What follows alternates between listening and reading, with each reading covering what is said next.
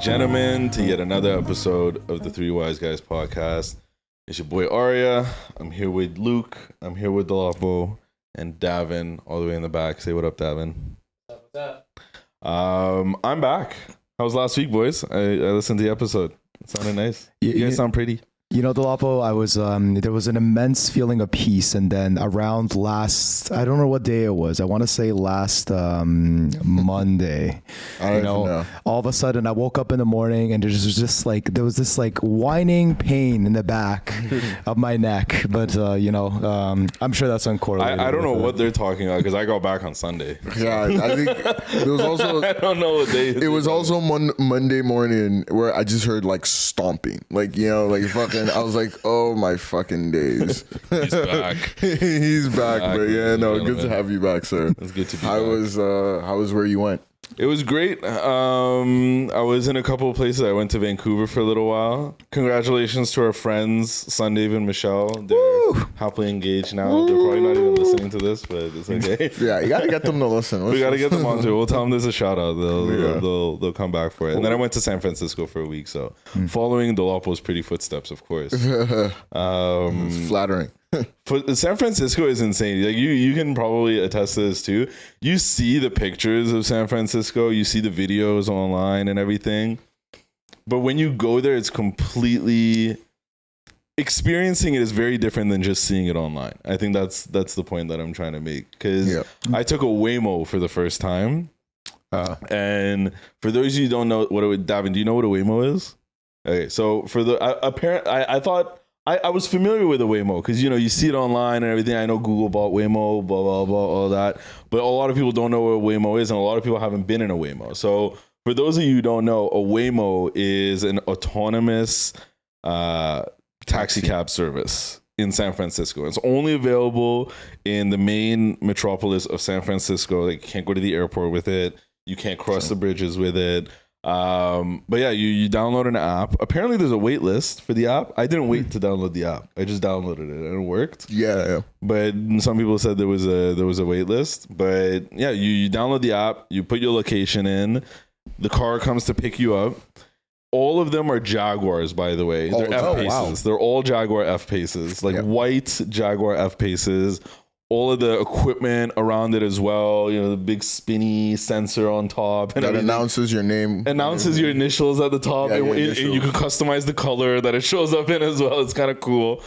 You see them in the streets and you can't help but to stare because you're like, oh, this is a driver. And then it pulls up to you and there's no one in the driver's seat and you're kind of shocked a little bit. But yeah, so you hop in, you unlock it with the app. You just press unlock, the door handles pop out. You get inside, you put your seatbelt on. If you don't put your seatbelt on, it beeps really loud. And then you press start ride. You can play music via Google Assistant. So you don't have to connect via Bluetooth or anything. Just download Google Assistant. Same email as your Spotify or Apple Music, whatever. And then you can play music as loud as you want, whatever you want. And it's very cool. It is so fucking cool. It is a fully autonomous ride. No one's in the driver's seat. You see all the levers moving. It drives like an actual fucking human being, which was kind of the craziest thing. I thought there'd be some robotic measures to it. It would seem a little safer than normal. No, it was pushing to beat a yellow light. It was creeping up at a stop sign. It kind of cut somebody off at one point. I thought it was pretty cool. We didn't get into too many sticky situations. There was one part where I don't know. You tried it, right? I used the Waymos. Yeah. There was one point where there was a truck essentially in the lane, stopped in the way, and it had to wait for everyone, and then it drove on the wrong side of the road. Yeah. It drove on the opposite side of the road to get past the truck, and then this BMW from the other side was speeding up, and it started speeding. I have a video of this too. It started speeding up. It was kind of getting frustrated at the Waymo, you can tell, and then as soon as it had to slow down. So then we get back into our lane, and as the guy passes, he rolls down his window to talk some shit to the driver. But all you see on the video is his mouth open because he's like, wait, what the fuck? Who's driving the car? No one's driving the car. So it is definitely trippy. I have a funny story for it too, but like, how did you like it? No, I thought it was a great trip. Like, you're right, it had like it finds you. I remember an experience. I liked that it announced like my initials at the top, because I remember when we were in New York, there were times where I'd be leaving a bar and I would call a Lyft, and like, I guess like I knew the type of car, but like I wasn't paying attention to the plates, and like I definitely went into like 2 Lyfts that weren't mine. And like it took me like a good 5 to 10 seconds to realize, like, wait, for Delapo? And it was like, wait, let me check. And then like it wasn't mine. So it was good that in analysis they don't mix that up. And then it was pretty smooth. Like, I know all the plebes were asking me, like, is it safe? Like, were you scared? Like, I don't know. What was That's what they asked me too. They're like, is it safe? I was like, yeah, I mean, I wasn't even thinking about safety when I hopped in the first time. That's what I was gonna say. Like we all like many maniacs drive. Luke, you know, low key maniac when he's driving, but like I'm joking. I feel less safe in Ubers than I did in the Waymo. In the Waymo, yeah. I was like, most people never worry about like, oh, like, is this driver a maniac or not when they enter cars, but like, now with an AI that's supposed to be like safer than like 90% of drivers, like, you're like, oh, is it safe? But like, yeah, it was super smooth. I enjoyed it. It was a great experience, and it's not like that much more expensive than Ubers. Like, I didn't even notice the price difference, but apparently it is slightly more expensive. It's a little bit more expensive in specific scenarios. So it's like, if let's say there's not a lot of traffic or whatever, you know what I mean, and it's about a 15-minute ride, I think the price is about the same. But you know, we took a Waymo for like a 3-minute ride one time, just to go around the corner, just for fun or whatever, and it was like $10, that's definitely not what Uber would have charged, right? But then during surge times, Waymo's for sure more expensive. Like, some of the 15-minute rides were like $30, $35, and that's a bit too much. So you kind of got to pick and choose. But for the most part, it's essentially the same. It's the same, if not a little bit more expensive. So. Fair. It was pretty worth it, but so one funny story, and then we can move on from this. So I hop in a car with a couple of my coworkers, and we're just going for a regular ride, nothing too crazy. I'm chilling in the back with one of my colleagues, and there was another colleague sitting in the front, and I don't know what happened, but he felt an itch, and he turned the dial on, you know, where the blinker is, the little, I forget what they're even called. Look at me. I drive every day. I don't know what it's called. Where you like switch the blinker and the windshield wipers. And he just touched it, and he turned the setting and everything. And then all of a sudden, the car goes into alert mode. I said, we have noticed a change in the driver settings of this vehicle. We are going to pull over the car right now and call support to figure out what happened. Yeah. And we're laughing. We know no one wants to say anything. The car fully pulls over in the middle of traffic, pulls over to the side. You hear the ring. The girl on support comes onto the phone. She's like, "Hey, I see that, you know, some settings have been changed. Let me go look. They have cameras in the car. Let me go look at the cameras and see what happened." If you think that they're not allowed to videotape you in the car, they are. You agreed to it when you downloaded the app. So there's 2 cameras in the car. Yeah. It took her maybe 15 seconds. No one said anything. She comes back. She's like, so it looks like one of the passengers played with one of the driver settings, specifically the passenger in the front seat. Blah, blah, blah. Goes through a whole list of why you shouldn't do that. Like, if it happens once again, we're going to have to cancel the trip. We'll let you go as a courtesy this one time exception. But please don't touch anything in the future. And then it just continued. Yeah, I thought that was hilarious. Yeah, because you always think, what happens if I just touch something? Yeah, in my head I was like, yeah, it definitely has to stop the car. That would be the right thing to do. But yeah, no, that's funny because my mind never even went to that. But like, good to know there are people that do want to fuck with autonomous cars and AI and stuff. And I do wonder, in that circumstance, were anyone in the car instigating, you know, certain actions to be taken before this action was taken? No, this is a curious. I was minding my business. I promise you. I know that's that's directed towards me. Yeah, I was gonna say. I was minding my business. I had no. We were playing music. I was looking for another song.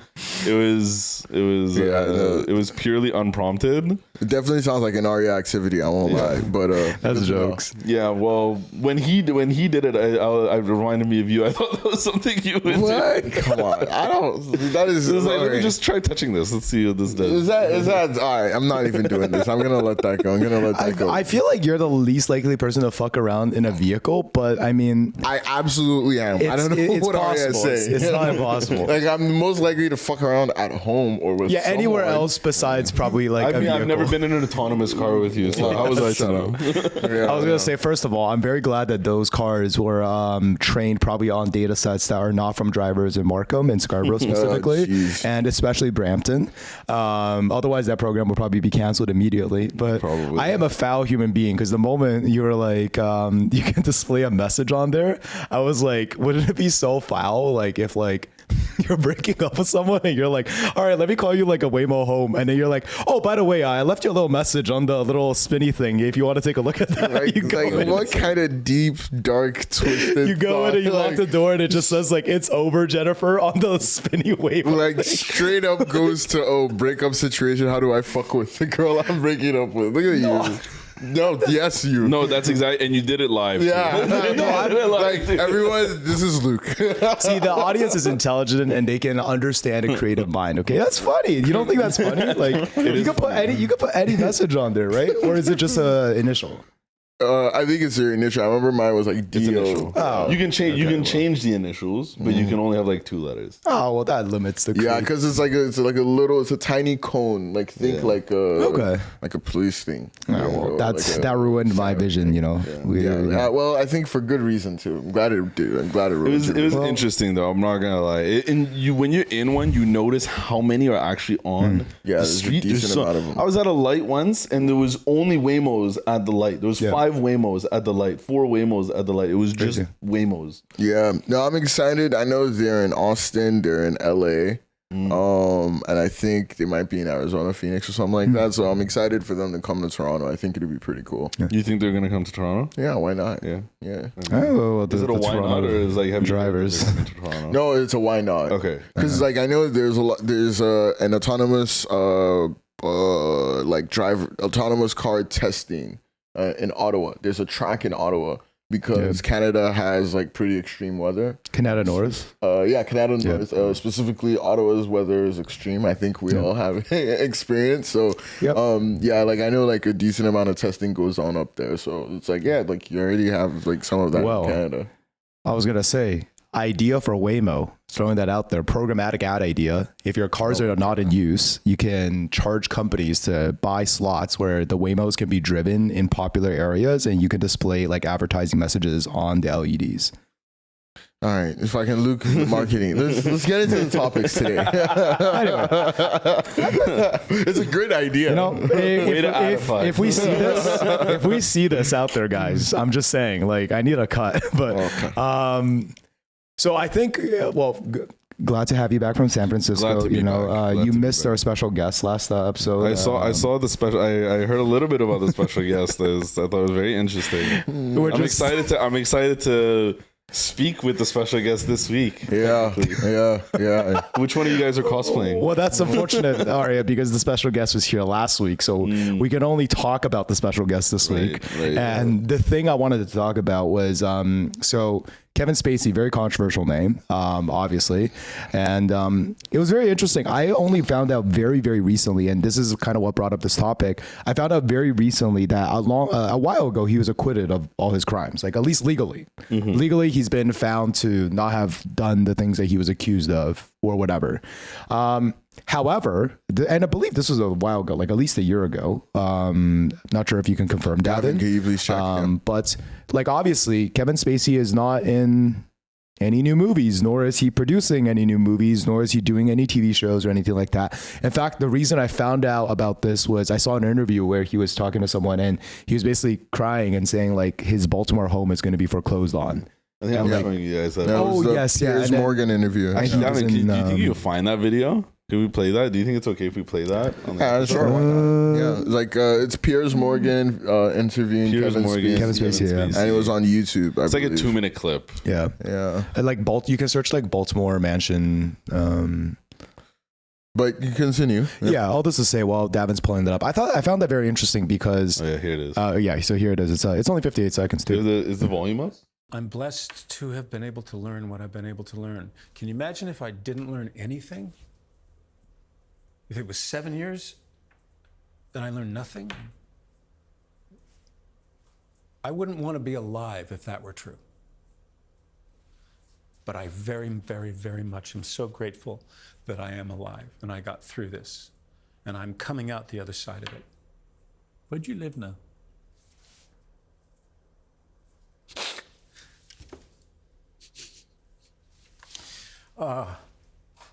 Well, it's funny you asked that question because this week, where I have been living in Baltimore, is being foreclosed on. My house is being sold at auction. Really? So I have to go back to Baltimore and put all my things in storage. Really? So the answer to that question is I'm not quite sure where I'm going to live now.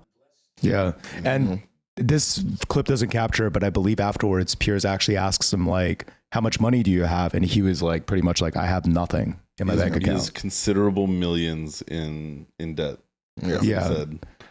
Because of the long legal battles, like specifically because of these legal battles that he had to go through, which now he's been, at least as of today, 2024. Can we check the status of his legal battles? Yeah, I actually didn't even follow with that. Like he was acquitted. And yes, he's been found probably innocent. GPT it. Sorry? No, sorry, I was talking down. Yeah, you could probably GPT it. Like I want to like be sure the status of his legal, because I do remember like hearing like he's been acquitted. I think of all criminal charges, I don't know, he might have a couple civil cases or civil suits still up against him, but like according to this, like he's supposed to be in a movie, or he was in a movie that was released this year. Oh wow, so, I didn't know that. I mean, like who knows when Peter 5'8".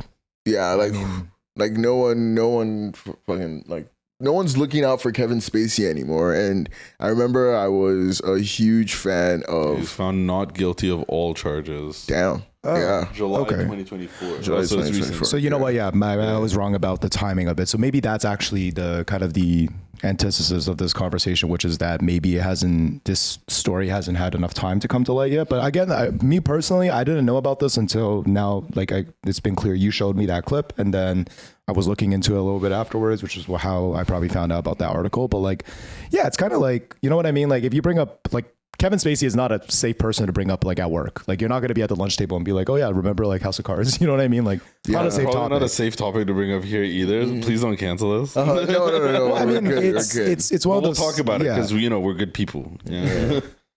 Well, I mean, what is there to cancel us about? We're just talking about the fact that it's not safe to talk about him anymore. Yeah, and it's like one of those things where he's been legally acquitted of all these crimes, and like assuming, because we don't really have another way, at least formally, to judge if someone's guilty or not guilty. This is kind of the only way. And then the other thing that we'll talk about shortly is the court of public opinion, right? Yep. Which is still divided about him.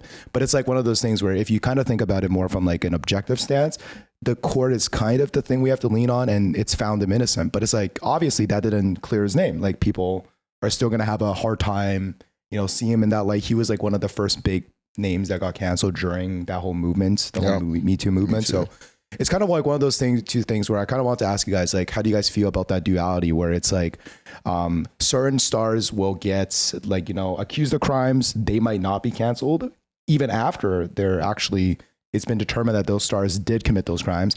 Other stars that are accused of those crimes, they lose their career immediately. Down the line, they're found innocent, but it's never the same again, right? So it's like, why is that the case with the difference between like the court of public opinion and the actual courts? Is it like the person? Like, what is it? Is it the time? Like, what is it? I don't know. People have no guidelines that they need to follow to judge someone. Yeah, they can. It's completely arbitrary. Yeah, right? I guess like in court, you have your burden of proof, right? You have you prove someone's guilty beyond a reasonable doubt, but what burden do we have in real life? None. Like we can say whatever we want, we can think whatever we want. Everyone's valid, and you can argue about it as much as you want, but ultimately you're at your free will in that case. Which, yeah, there needs to be some level of restriction and guideline when it comes to the judicial system. But I think with that being in mind, another reason why people so strongly stand on their personal judgment as opposed to a conviction in court is people feel like there's deep flaws with the judicial system. And I get it. There are definitely deep flaws with certain aspects of it. I mean, it's a system at the end of the day, and we all got to follow a system and abide by it, and civility and lawfulness and all those nice things. But there's flaws, and some people can't get past those flaws. So I think that reinforces their personal opinions a little bit more. Yeah, I guess my take on this is the court of public opinion should mean very little, in my opinion, right? Which should also mean very little. Just to Paradox. be logically consistent there. Like main reason, or reasons for that you state for reasons that you stated. It's all about personal preference. A lot of times, I remember, I was a huge fan of House of Cards. I loved Frank Underwood.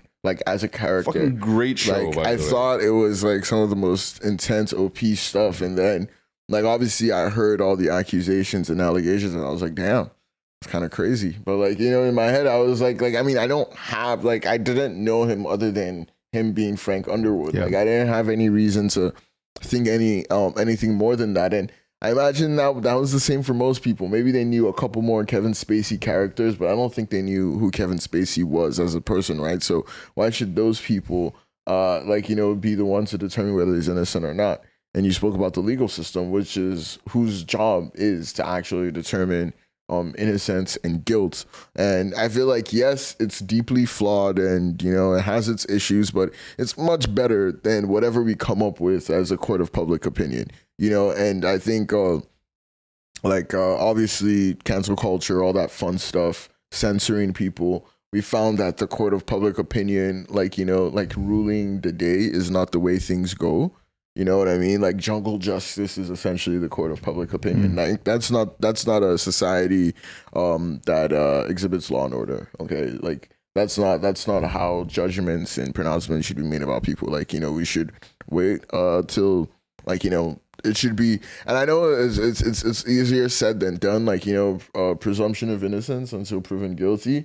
But everyone there's the Diddy thing happening now, and everyone's just jumped to he's guilty. It looks not ready to discuss Diddy yet. Yeah, well, I'm just saying, everyone's jumped to his guilty, and I don't know. I haven't read any of the docs, and people are saying it looks like it's gonna be an uphill battle. But at the end of the day, until the judgment comes, you kind of just have to let it go. And obviously there's PR and there's all these things, and brands don't want to be associated with someone that's in a lawsuit. And that's a huge part of it because of optics. So it's tricky because if you're a public figure, you do have to think about PR and not just, the legal system has declared me innocent. It's a two-edged sword.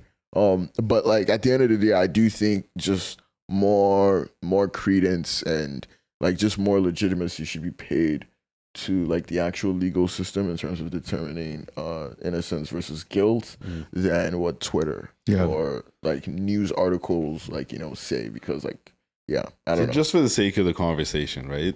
What do you do when the legal system gets it wrong? Well, you file an appeal. That's what you do. Let's not give room for human beings to exert judgment on others. I just think that's just a slippery slope that will lead nowhere else but chaos. Fair enough. For the sake of the conversation, let's say you can't file an appeal. It's done. You've already filed an appeal. And they got it wrong again. Private arbitration. But you're just a regular person watching this from the outside. It's for a conversation. I'm asking for I want to know what you think people should do, because people have emotions. They need to place them somewhere, right? So you don't place it on the actual subject. People take it out on the people around them, and so on and so forth. Like, my thing is, if someone has wronged you, and like I'll only speak from what I would do, right? Because again, this is personal. Like, my whole thing is to gather evidence. Like, I think like Luke and I were talking about something this past weekend. It was work related, but it was kind of about like, okay, like you have an opinion about something, like a higher up or like a group of people tells you to do something. You know it's stupid. You know it's wrong. But like the truth is, are they gonna listen to you if you just like after like a month or two, like just because you say it's wrong? Like, no. Like, you have to, like, the conversation Luke and I were having, and this is in like a corporate setting, you have to prove how will I say it? Like, you have to prove that you're actually knowledgeable. Like, you have to actually be seen working with it, or like, you know, at least attempting to like engage in what they're asking you to do, or like, you know, at least be seen in investigating the crime and actually taking time. That's the only way you're going to build credence. If not, no one cares about your opinion. Like, do you get what I mean? Like, that's what lawyers do, right? They go form a whole, and like, if you're not going to do that with the legal system, then you go do your own investigative journalism. Like, you know what I mean? You go gather the evidence, you go hire a private investigator and actually go deep into it, because that's the only way you're going to gain any credibility, and that's the only way people are going to listen to you when you try and make a judgment on someone. Okay, a good example is all these short sellers, right? Because that's not the legal system, technically, right? Like, the SEC, like for a lot of like short selling companies, the SEC hasn't necessarily found like them to be doing anything wrong, which would be the law, right?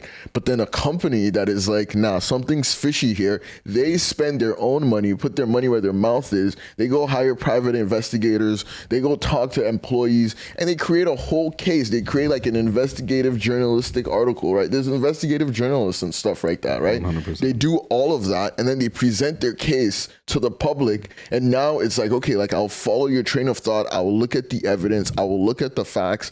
And then like, yeah, like, I will take whatever opinion you're saying more seriously, or better yet, I will use the facts and evidence you presented to make a judgment on my own. But like, at the end of the day, I do think, like, you know, there has to be some sort of process to be followed. It can't just be, oh, like I thought. How different do you think the reactions this time around with Kevin Spacey are from when Amber Heard and Johnny Depp were going through their thing? By the way, do you think public opinion has changed on Amber Heard since then? No. No, you think it's like exactly the same? Like, people don't like her. I mean, yeah, I think people like. I saw more anti-Depp sentiment as the months passed by. Really? Yeah, I saw more of it pop up. David's mouth is going crazy. I'm just saying, this is what I saw pop up on my feed. Also, like, let's be very like sensitive. It's like I feel like there's a lot of like factors here. I'm not sure how those two actually correlate, to be completely honest with you, because it's like, one is more about like what's gonna sell in like the news, in my opinion. It's like a different type of, because like what I'm comparing it just because there is both fairly similar situations. You know, it was abuse to a certain degree. They took it to court. There was an acquittance, or they settled actually theirs. But either way, there was an outcome, and in one case, public opinion agreed with it, and the other they disagreed with it. Yeah, like Amber Heard, Johnny Depp is important, and similar with, I guess, like Kevin Spacey and those accusations, is specifically when there's like someone in a position of power. Yeah. Okay. So like specifically, like, we are asking GPT, has public opinion changed on Amber Heard? And it says public opinion on Amber Heard appears to be gradually shifting, albeit slowly, in her favor. While Johnny Depp initially emerged with a more favorable public perception following their 2022 defamation trial, recent developments suggest a change. Like, let's be very clear though. If you look right there, the reference for this is People's Magazine and Vogue Arabia. Right. Okay. Yeah. So like, again, this is not public opinion. This is articles about public opinion. Yeah, of course. Right. I mean, and it's like public opinion. And by the way, the only reason I'm saying it's not the same thing is because these are two high profile celebrities. Mm-hmm. Kevin Spacey's case was a high profile celebrity, someone with power, versus someone without a lot of power. Absolutely. This is why the public came down so hard on him, right? Yeah. People are less sympathetic towards two people of power fighting it out, because then it's like, it's drama. Who likes the other person more? But also, this is a man versus woman as well, and men have more power and women. Like, in a man versus woman case, like, the woman is always going to gain more sympathy than a man. In Kevin Spacey's case, or No. In Kevin Spacey's case, the power dynamic is Kevin Spacey was more powerful than what's it called? Whoever the accusers were. I'm pretty sure the person that accused them was also a male. Yeah, but I'm saying, but the power dynamic is Kevin Spacey He's in a position of power. Yeah, and I'm seeing in the Amber Heard, Johnny Depp, she's a woman and he's a man. Okay, I get the that. man will be so like it's the same thing is like there's always a power dynamic in these cases, and whoever is seen as the Okay, I don't want to get too lost with like the two specific cases. I don't care too much about the comparison between the two. I guess what I'm specifically trying to highlight is your point about like, if the court doesn't work, then you go re-court. It does, but like, let's not even go there. The point is, in this case, the court did their thing, and it ruled in his favor. But the PR has not reversed, right? So that's the point. And then it's like, well, okay, well, now that the court is reversed, he can go out and tell those stories. But no, actually, he can't, because these media outlets have incentives to tell certain narratives, right? And if he's outside of the circle, then they have no incentive to publish articles about the fact that this went in his favor. Like, why would a group of people that was crucial in pushing this person out, now that this person has been found innocent, want them to succeed again? No. So it's up to him to independently tell that story, which is why he's going on these interview shows and things like that, right? But he isn't on every interview show. Is he on Jimmy Fallon? No, he's not on any of these mainstream things, right? Like Piers Morgan is considered to be a little bit more independent and all that stuff. Piers right? Morgan is also very controversial. Yeah, He'll take interviews with anybody. It really doesn't matter who you are. Yeah. And he will say the most outlandish shit to you on live television. But I guess, sorry. My actual conclusion about this is I think the only reason why this rolled out, in my opinion, is because this is entertainment. Like, you don't see much canceling in the corporate world. Like when the 2008 financial crisis happened, it's actually super clear. There were a huge amount of people involved, and it was very poignant, the specific actions they took. There was years of evidence of how they set up these specific asset classes. They knew that these asset classes were not stable, et cetera, et cetera. One person went to jail. For the 2008 financial crisis. It was also well before cancel culture, but I get your point. You get what I mean? It was but cancel culture wasn't even a thing back then. Because banks don't need public opinion to succeed. No. Entertainment needs public opinion. So it doesn't matter if Kevin Spacey's innocent. Like, sorry, I'm not even making this as like a statement. I'm just like, I'm kind of realizing that myself. It's like, it doesn't matter if he's innocent. As long as the public doesn't like him, you don't put him in a movie because he's toxic. Like the people are not going to come out and see him, which is kind of unfortunate. No, I totally agree with your point. And to piggyback on that as we conclude here, it's like, like if you're in the entertainment industry, your value is your image and your brand. Like if you work in finance, your value is not your image. It's your skill. Personal stock. Like and a stock price that fluctuates with whatever it is you say. Like literally, as an entertainment person. So like if I'm like working in marketing, like my value is not my image and my brand. My value is like my analytics and my actual skills, right? So like when you do work in entertainment, then I feel like it's a very, very important for you to know that, hey, like whatever happens to my value, to my brand and my image is going to have a material effect on my livelihood, regardless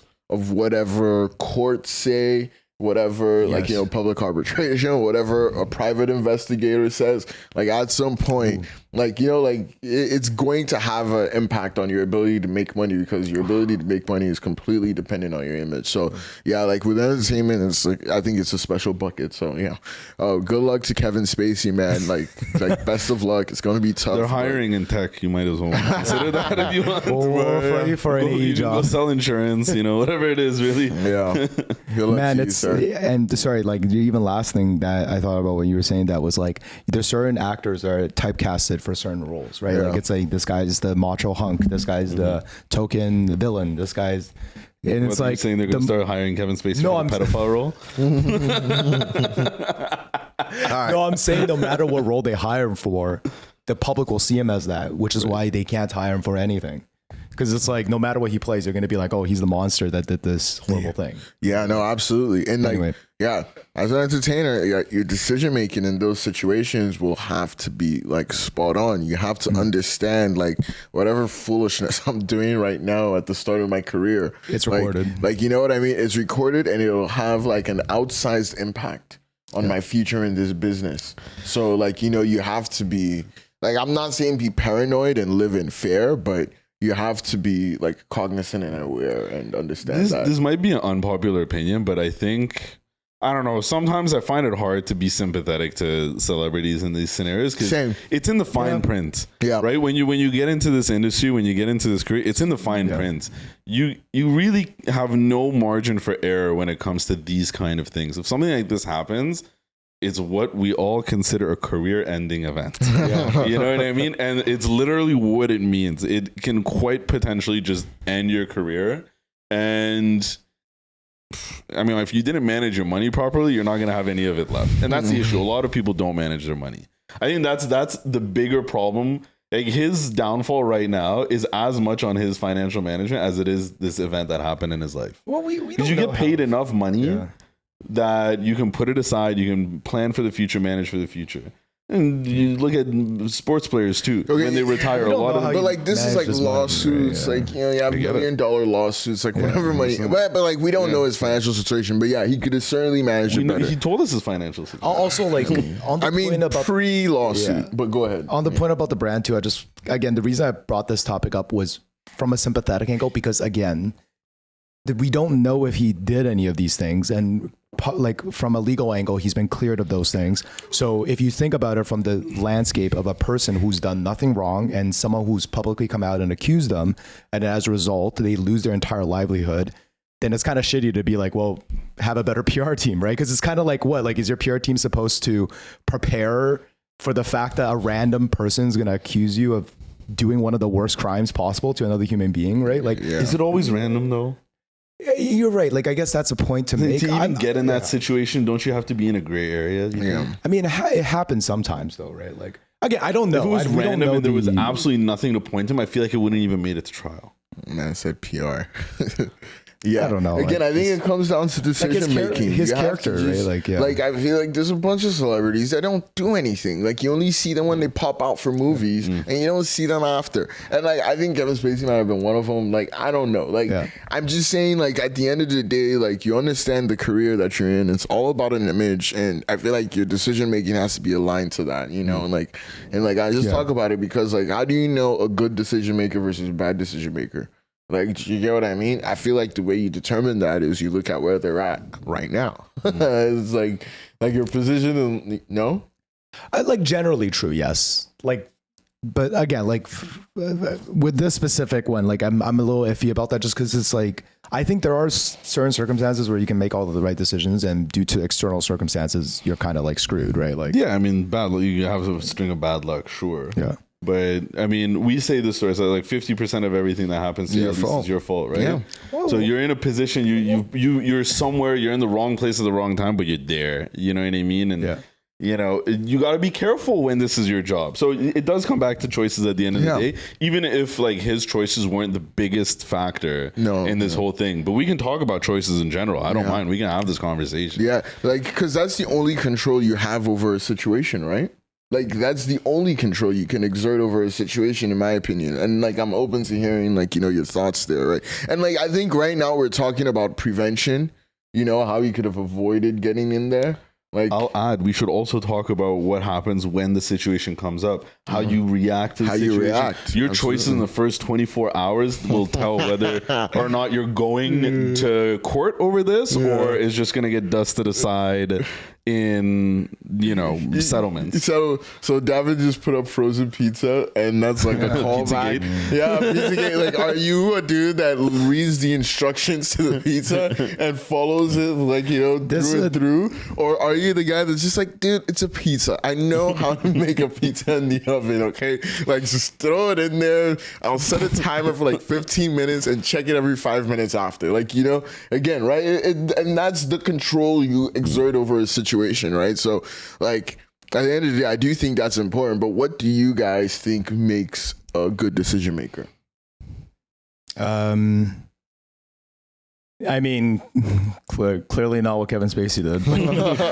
Sorry, bad decisions. I just feel like with the way we intro that topic, it kind of was correlated with that thing. I just want to separate it from the previous topic. Yeah, talk about this because it's like again, like my formal take on that is I just don't know enough about that whole situation. So like I don't know if his decisions led to that.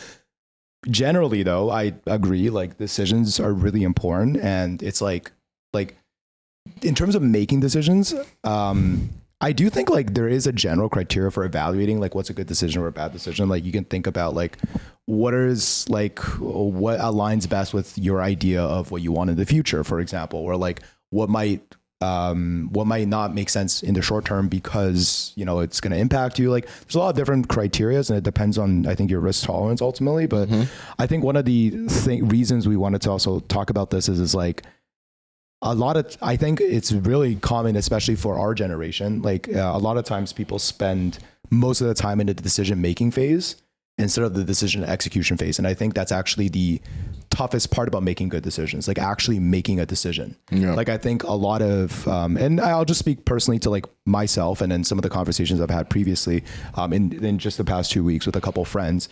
A lot of them are kind of in a position where they're like, ooh, like in my current job, you know, like I'm comfortable and my boss has kind of communicated there isn't a lot of room for growth. There's this new opportunity. I have to move. That means I'm no longer going to be living at home with my parents and all these things. How do I make that decision? Right. So just one example with a friend I was talking to. Another one was like, hey, you know, like I bought a house. I'm in a really good job, but I feel like I want to start a company. And I think that if I don't start now and if I wait and I continue to pay off this debt, I'm going to be more and more slow and I'm going to be less likely to do that. Right. And then I had another friend who's going to be starting a new job recently. And his whole thing is like, he feels like this is going to lock him into a middle-class lifestyle, which is crazy because that job pays insane. So it's definitely not going to be middle-class lifestyle, but he's like, oh, I don't want to be like going to work and coming home and eating and going to sleep and going to work. Right. Yeah. And all three of them are kind of in this phase where they're like, how do I make a decision? Blah, blah, blah. So maybe like we can just start there, like in terms of your opinions. It's like, if you had to make a decision with those two outcomes, like how would you guys to this day make that decision? Yeah, I could go first. Then I think what my answer, or at least the way I think about this, is very similar to what you brought up and how you like, you know, kind of helped explain this topic, which is like execution probably matters a lot more than the decision making. So I give an example. Like I work in software, and I think everybody knows with almost every piece of software that you have, there's a free trial. Okay, and like, you know, it's like try this, see whether you like it or not, and then make a decision after. And I don't know. I think that's the same. That's the way I think about this. I remember my buddy Ola, shout out Ola. He used to quote Kanye back in uni. He'd be like, "Say it out loud, see how it feels." Yeah. You know what I mean? It's like when you're overthinking, he'd be like, "Say it out loud, put it in the ethos, like, and see how other people react and see how you react to it." And like, you know, just taking that a step further, try it. You might hate it. Like, you know, like you might not want to move out. Like you might hate living alone, or you might hate your roommates. Do you get what I mean? You might not want to be an entrepreneur. You might be a 9-to-5 person. Like, you know, like whatever that is, like try it. Do a mini version of it first and like see how that goes. Because like if you don't, then you will never know. And like, you know, you'll just be analysis paralysis, I believe is what that's called. Right. So like, again, like you said, it comes with the execution, and it's never like, you know, you don't jump into the deep end first when you're learning how to swim. Like, you get what I mean? You go like, like there are people that will sit down by the water, dip their toes in, you know, like, you know? We're talking literally, of course. Yeah, no, I know what you mean. Like, yeah, dip their toes in and like, you know, feel it a little bit. Like, is the water cold? Is it warm? Like, I want to know. I want to get a feel of it. And then next you go through the steps, and then like you're in the shallow end, and like you're staying in the most shallow part where it's like right by your knees, and like you go, and that's how it is, and that's how like you figure it out. So like for me with the decision, like I know like pre-pod we're having this whole thing, and I'm like let's just start. You know what I mean? Like start writing it down. Like let's not talk too much about it. Like go figure out what you need. Like bring it back. Let's put it down. And then like once you put it down, we'll see how much money we have. Like, you know, to invest in all these things. But like you just kind of have to start. Yeah. Like you need to, like if you have an important, especially if it's an important decision, I feel like you just have to start. You have 2-3 options. Okay, narrow them down. Start 1 or 2 different things, and then like it's either you love it or you hate it. And like you'll know whether you like something or whether you hate something pretty quickly. At least in my experience. Sometimes before you even do the damn thing, you get just the setup, and you're like, oh my god, smell of it. You know what I mean? The smell it smells nasty. Yeah, this is taking way too long. Do I really want to do this? But that's my 2 cents. I don't know. What do you think, Arya? No, I mean that makes sense. I think I approach it a little differently, although it's kind of the same. I'm trying to do the same thing, which is avoid analysis paralysis. Yeah. So I think there's always 100 factors that go into a decision that you want to make. There's a million things actually you can consider. There's so many things, and it just doesn't make sense to give weight to every single one of them, or even more than I would say 5% of them. There's a select few, like top 1% most important factors that's where all your energy needs to be. Yep. So for me, when I'm making a decision, I'm using kind of a process of elimination for the factors. So I'm looking at like, oh, like this could affect this could affect this could affect this. These are the reasons to do this. But it's like, what's important to me? It's harder, I think, to figure out what's important to me than it is to figure out what's less important to me or unimportant to me. So I can go through a decision factor on moving out or taking a new job, and I look at all these things that affect it or that affect me, and I say, okay, well, like I don't really care about, that's basic example. I don't really care about going into the office 3 times a week. You know what I mean? I can deal with a hybrid setup. You know what I mean? If you're, let's say, like a remote employee, or maybe that's actually really important to you. So you're like, okay, well, no, let's just like keep that in there. You go through them one by one. Decisions take a while. I think people think you need to make decisions quickly, and then it's like, no, you don't really. And just because you decide that, hey, you can take your time with it, doesn't mean you can just leave it there and come back to it at a later time either, right? It's just a continuous process of elimination for all of the factors that affect you as a result of this decision. And that's how I avoid the analysis paralysis. Whereas like by the end of week 1 or week 2 of this big decision, I've narrowed it down to 3 or 4 factors that I'm considering and the choices that change those factors, and I'm comfortable with it. I think like you guys both said such like cool, like really cool things, because they actually kind of touch upon a few things I was thinking about this topic, and I didn't really have words for them. Okay, pause. I want to say bring Davin in because he's. I want to hear Davin's opinion too. No.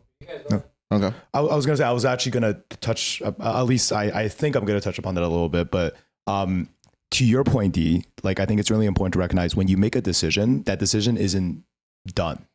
Like when you start the process on a decision, when you start to research any of those paths, you're just starting it. You're not committing to it, right? Yep. You're taking the first step. But by doing that, you gather more data, and it helps to inform whether or not that's the right decision for you. And I think to Arya's point, like why trying to choose the right decision, right? I think one of the things I wanted to say philosophically is I actually was talking to you guys about this, but I don't think I put it in the right words. I think anytime you're evaluating 2 choices or a number of choices, it's actually the reality is any of those choices are good for you. That's why you're thinking about these choices, right? Any of these choices can yield a future that you want. They're different futures, but any of these choices are beneficial in a way or like prevents something bad from happening, whatever it is. These are the right? finalists. Exactly. And I think what Davin's saying here is like, what aren't some things like you don't realize until after you overcome something difficult, and aren't some decisions made for you or aren't for you? Like, I think that's actually the most important point. Like when you make a decision, there's like a billion factors that you can't control. Like you start that job, New York could disappear off the face of the earth because we live in Magic Land next year, right? Like, you know what I mean? There's nothing you could have done about that. And the reality is the more time you start thinking about it, you're not even moving the only thing you can control towards that desired outcome, right? Like you're absolutely right. There's 1,000 things you can't control, but it's actually because of that it's the most important to like make that decision today, because none of those factors are changing.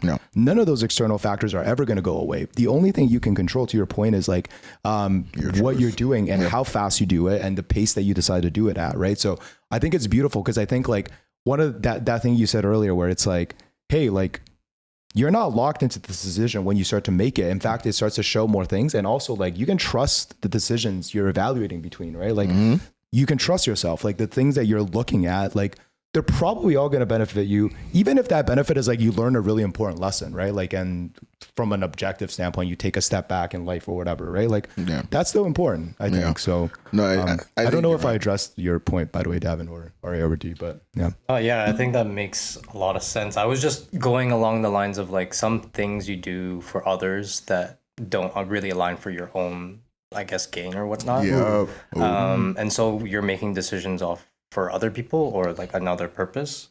But also I feel like great points on like, I think you need to do the actual experience going through what it is. Sometimes you'll fail, sometimes you'll succeed. And like, you really just question yourself if things didn't really go a certain way. Yeah. And so you make that a mental note, like, this is something that I would change for the future. Yeah. And then you're still just kind of like, I guess, gaining that experience so that it becomes easier to make certain decisions. Yes, exactly. And yeah, like, because certain things that you do like very proficiently at, like, you don't need to really think about what decisions you're making. You're just doing it. Yep.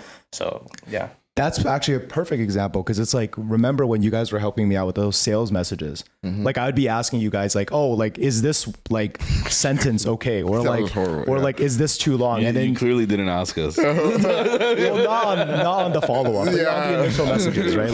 Like you guys were like, no, like it's this or it's this, like, you know what I mean? There's like an authority there, and that's built off of all those decisions you guys have previously made, right? Yeah. No, and I totally agree with that. I like what Davin was saying. What the sales messages. No, I'm just thinking about like the essay I sent to this guy on Can we LinkedIn. explain Yeah. to the viewers No, what we're talking about? yeah, we were working on like a project. Yeah, And okay. Yeah, Luke and I are working on a project, Yeah. and we're gonna do some cold outreach. And like, I do cold outreach, like for a living, right? So like, when you do a cold outreach, like, you want to make it as simple as possible, as short as possible, and give people like very, very static options. It's either this or it's that, or we give you a date, and it's like and like that's how it goes. And like, I guess I just didn't know the exact context that Luke was sending these messages. Luke did not communicate the context.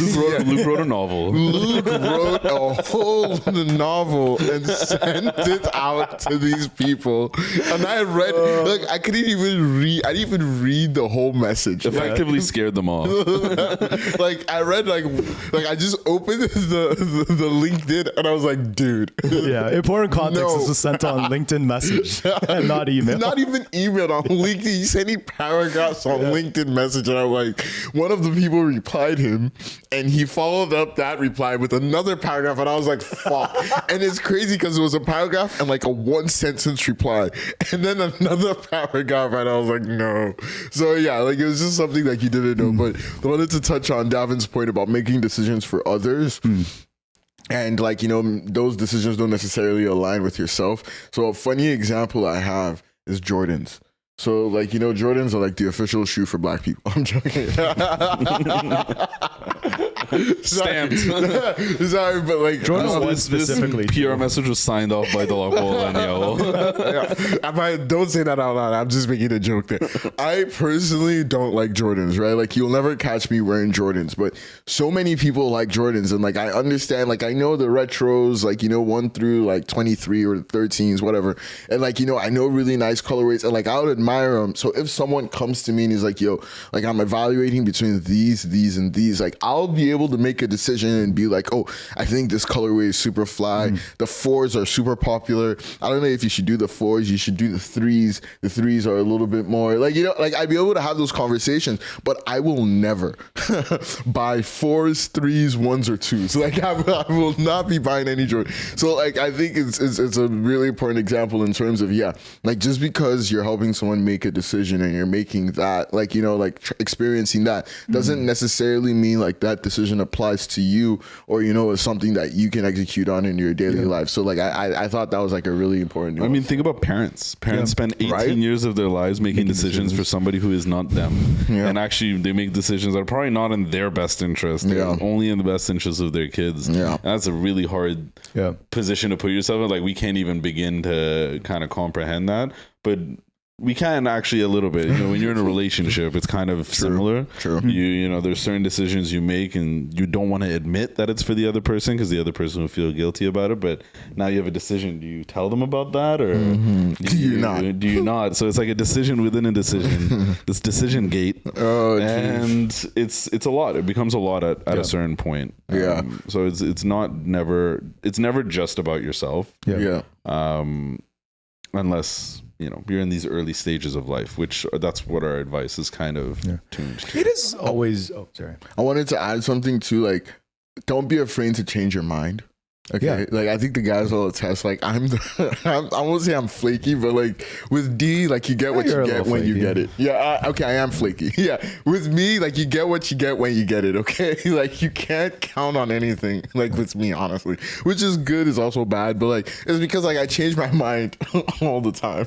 Why are you dying? I think Give us a good example. There's things that's reasonable for you to like change your mind about frequently, especially with new information that comes up. And there's things naturally in life that probably won't change because the decision criteria, the data that you need for it doesn't refresh for years at a time, right? So it's harder to change your mind about certain things, even if you really want to, just because you haven't experienced enough. But then there's other things where you're experiencing them constantly and you have the ability to change your mind. And at that point, why not, right? Yeah, but again, like I think Like how you feel about us as people, right, in general, that probably won't change for years at a time, right? Because we go through so many things over years, right? And when something happens, you compare it to the past data that you had. You're like, I've had 5 years with this person. This one thing that they did today is probably not going to change my mind. But if you continue it for another 5 years, that'll probably change your mind. Yeah, absolutely. Yeah, like Luke was like giving an example. Well, okay, I might have committed to coming to visit you.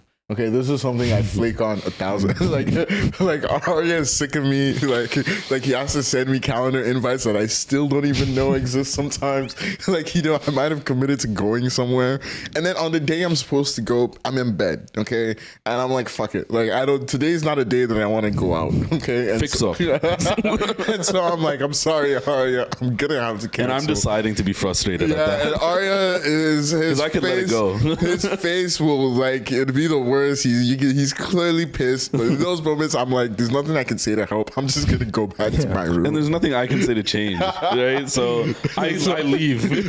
Yeah, so that's just like an example of me changing, being flaky. If I'm being completely honest. But, no, I agree. I think like ultimately like the main takeaway, because I'll take a step back too, because I'll say like there is like genuine like advice for like how to decide between decisions as well. Obviously, like think about and evaluate like pro-con analysis. SWOT analysis. Think about the future that these decisions might lead to, and which one you desire the most. The people Talk to they people affect. who have your best interests in mind and walk through your thought process and get their opinions. You know what I mean? But I think the reason why we kind of approach the conversation in this way is like it's really important to recognize like a decision is not made until some action is taken. It's like the stock market, right? Like you can think about buying in stocks at certain prices and selling them, but if you don't do that, there's no gain.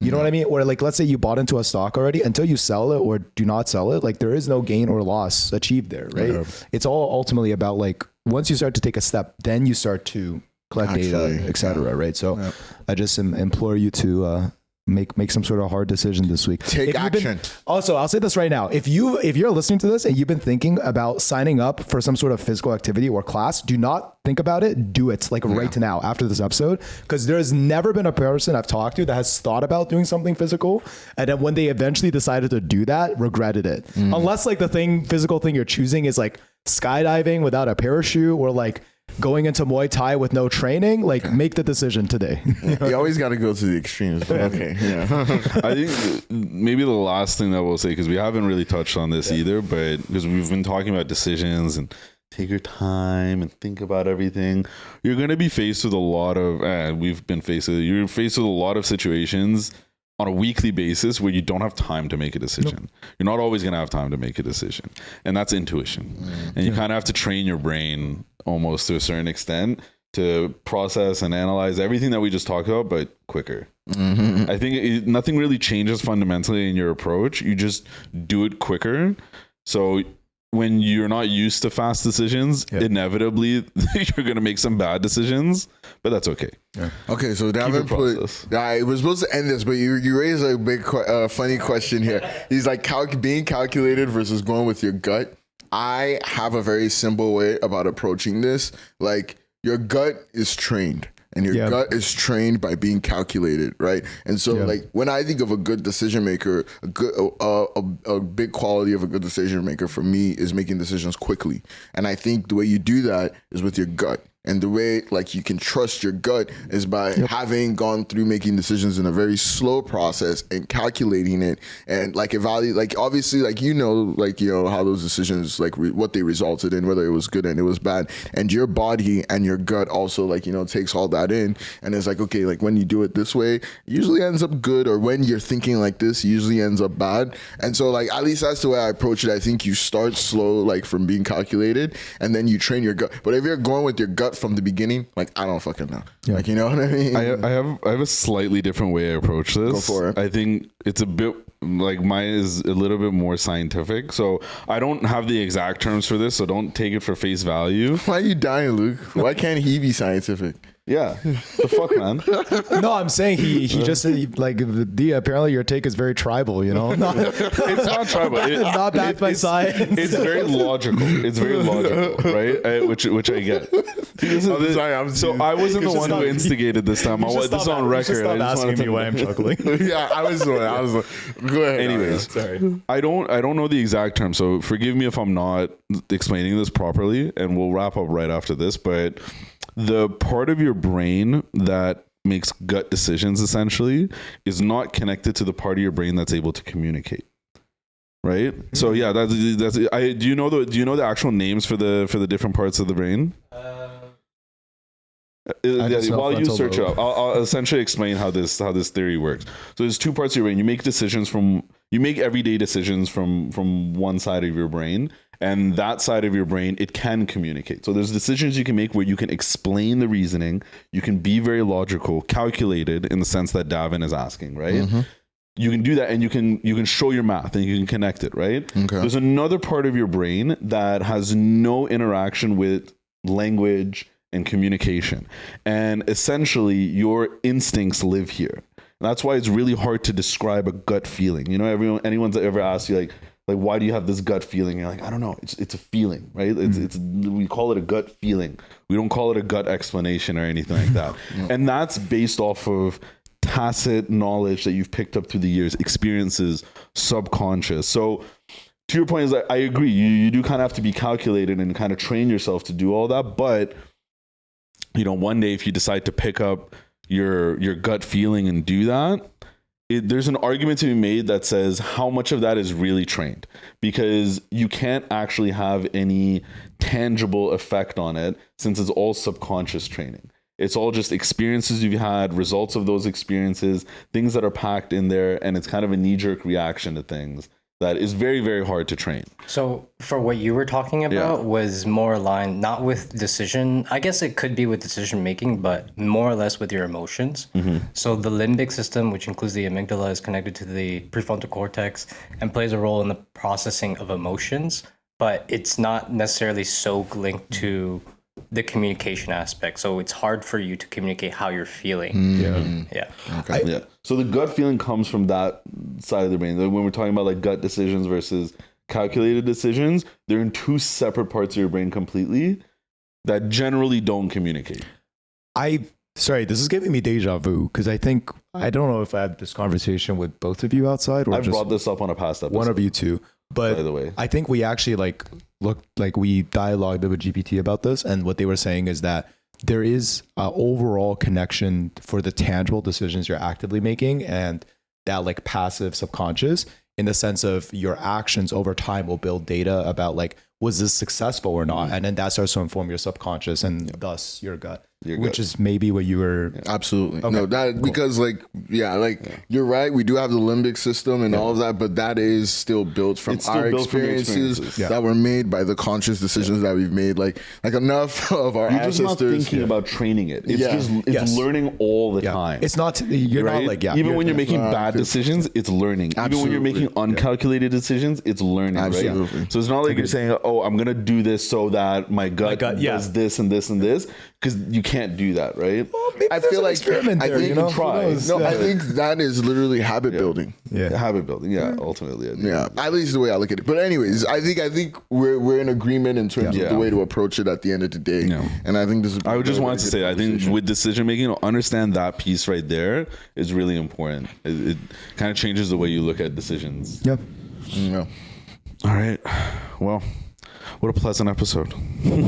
Thank you, ladies and gentlemen. It's time for football. It's time for football. It's football Sunday. Delapo and I are losing in our respective fantasy leagues. All right. Yeah. I'm not looking forward to Luke is too Chinese to do fantasy. No, that's a lie. You should Luke, want us to do well in fantasy because we'll be taking you out for dinner if we win. It's actually some bullshit because Luke is in here taking in all our information and going to work tomorrow to go sound He's smart. talking it up. Yeah, he's going to go sound smart as fuck to all his coworkers, even though he didn't watch anything. No denial. And he's just listening to us. Dude, I get like all the benefits of fantasy because fair enough, like you could win fantasy and that's the ultimate benefit, right? Yeah. But to me, the real cool part of fantasy is talking to coworkers and your friends about fantasy. The real cool part of fantasy is putting money where your mouth is. Well, that's what I'm saying. I get zero The stress. best cool part is winning it. Yeah. See, that's what I'm saying. Maybe different perspectives. I get zero stress and I get all the social benefits. I don't have to deal with, the crushing like defeats or, like feeling like my team is The crushing defeat. Ugh, gosh. or the sliding down feeling of like I love my team to like going into week 2 and It's being not like, even like the worst. The worst thing that can happen to you in fantasy isn't even that 1 week one of your players doesn't perform. It's literally an injury. yeah. Like, the second you have one good player that's injured, you're like, fuck. I just spent like 3 hours drafting. I know, right? And I spent like another $100 on AI to help. Shout out everyone that had Christian McCaffrey CMC. All right. I mean, no, we get better soon, but Anyway, Probably Aria should've picked and them D are first. gonna create a spin-off sports podcast, but this will not be brought up again. yeah, we can do like a once a quarter episode where we just talk sports. Yeah, that'd be fun. Yeah. That'd be fun. All right. Well, anyways, ladies and gentlemen, thank you for tuning in to yet another episode of the Three Wise Guys podcast. It's been real. For today, it's been your boy Aria. I'm here with Luke. I'm here with Delapo. I'm here with David. And until next time, one love. One love. Mwah.